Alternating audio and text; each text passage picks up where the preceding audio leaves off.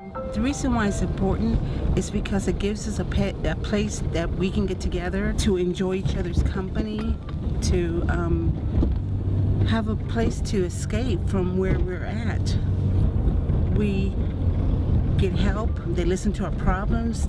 It's a good place because we're treated like human beings and they really care what they do.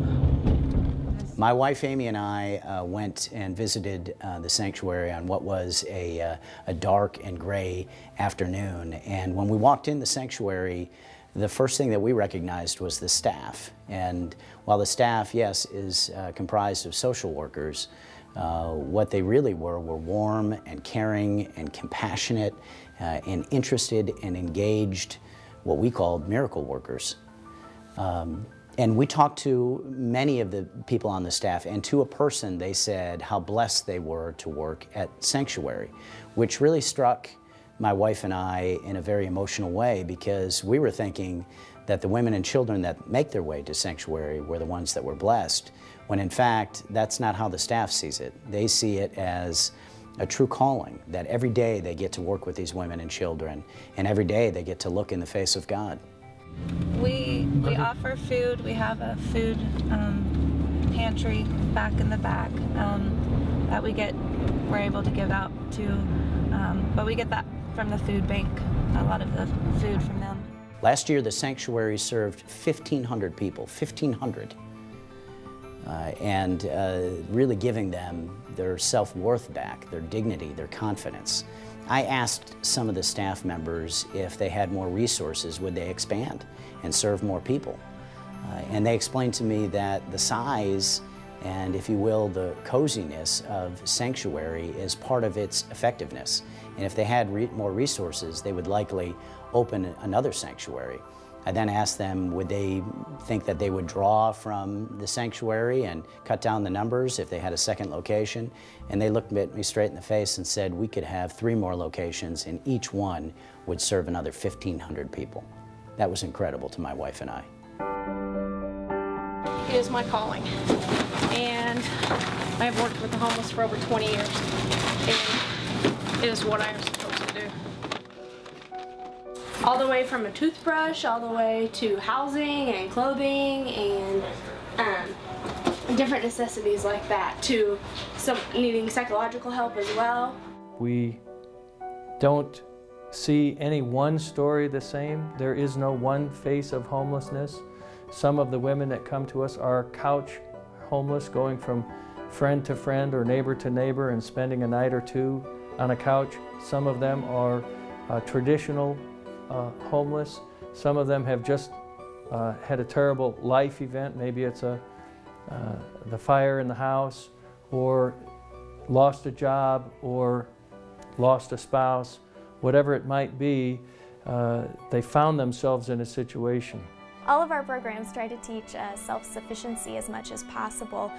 We don't just want to give them rent or utility assistance, we want to give them a tool so that in that moment of crisis they're not experiencing those hardships again. So we want to make sure that if ever they have a crisis, they have the tools to deal with it. When they come in, they're either living on the streets or they come from the shelters, and then what we do is kind of just meet their basic needs or any immediate needs that they're needing. You know, I was hungry and you gave me to eat. That's a great response, and it's a necessary response. But if you're in relationship and if you're going to travel a journey so that this is a way station and not a destination, you want to engage with them, you want to honor them by holding them to account for their decisions, by asking them to make better decisions, by working with them and empowering them to make those better decisions, so that when they leave, they're not going to come back in the front door 3 months later because, you know, you ultimately were not successful in preparing them for success on the outside. I'm gonna miss the place when I leave, but I think I'll be okay on my own. A Holy Family Home is not like the sanctuary in that it's not an emergency shelter. It's a residential environment that gives women a long-term plan to be sustainable on their own. At Holy Family Home, we provide them meals and a bed.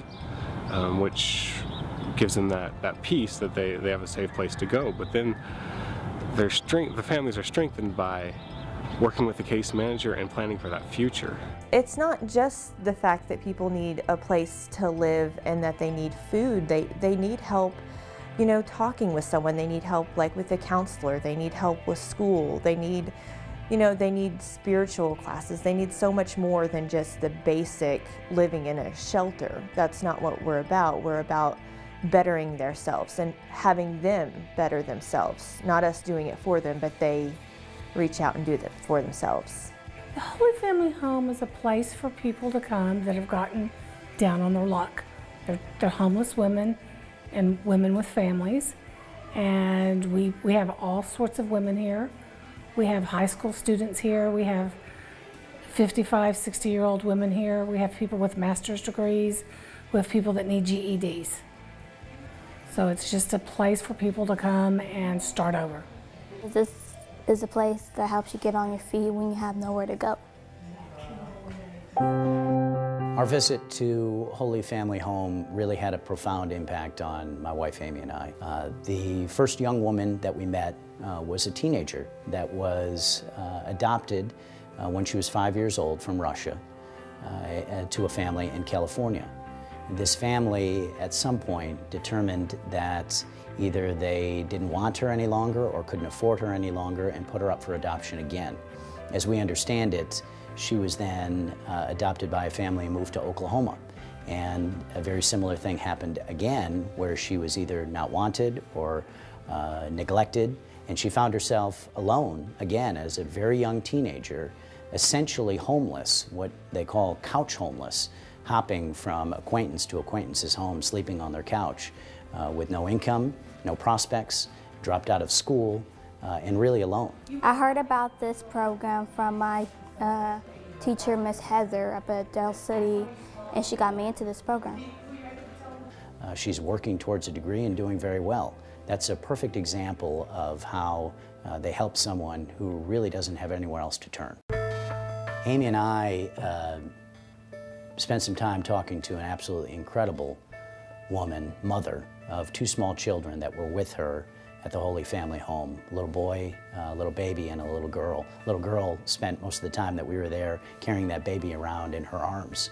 She explained to us that she was her children's last, best, and only hope of breaking a life in a cycle of incarceration. That I think she told us that both her parents were in jail, that her grandparents had been incarcerated, that the father of her children was in jail, and that his parents were incarcerated as well, and that she was the only member of her family that wasn't. And she was the only one that would be able to give her children an opportunity for a different sort of future. Said I was going through a lot of personal problems, and I got out the situation, but I didn't know what step to take next. And when they told me about this place, I was kind of scared, nervous or whatever, but they accepted me in. And since I've been here, it's been like home. I get along with all the staff. All the staff that's here are wonderful. My daughter tells me like every other day, like, Mom, I'm glad you go to school. Now we both go to school. This Green Tie Gala covers and allows us to cover the vast majority of our operating costs, all of the operating costs for our sanctuary operation, which served more than 1,400 women in 2012, 110 of which found their way into permanent housing outside of our program. I'd also like to take a minute, if any out there or those seeing this video would like to come and take a tour of Sanctuary and see firsthand the powerful good that is going on, or to come out to Holy Family Home and to see firsthand the lives being transformed through their time with us. Catholic Charities is an incredible organization. They believe very much in the St. Benedictine spirit of helping the neediest in our community without prejudice, without judgment, in the Catholic tradition of service. People ask me all the time, how do I get involved, Chris? You know, they don't know what to do. And I tell them, as a member of this community, it is so incredibly important to give back to those that are the neediest, that are the most vulnerable among us. The Sanctuary and the Holy Family Home are both incredibly important organizations. Their programs are so vital to this community. The women that they serve need our help, and they and their children and their families deserve it.